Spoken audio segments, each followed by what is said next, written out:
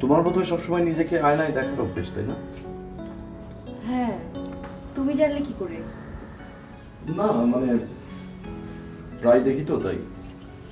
বিরক্ত লাগে তাই না? বিরত লাগবে কেন? ভালোই লাগে। একসঙ্গে দুজন মানুষকে দেখা হয়ে যায়। ও, এখন বুঝি আর একজনকে দেখতে ভালো লাগে না, না?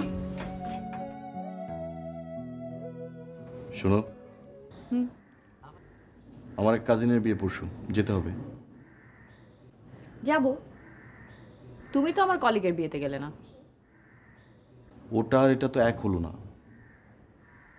এক আনিস, সবই এক। মন খারাপ করলে?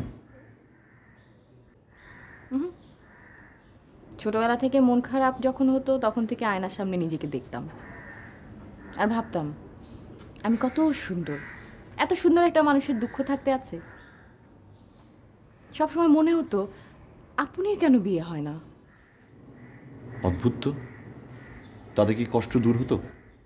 না, কষ্ট দূর হতো না, তো বেশ কিছু সময়ের জন্য নিজের মধ্যে নিজেকে ভুলে থাকা যেত। এই আমি তোমার সব কষ্ট ভুলিয়ে দেব।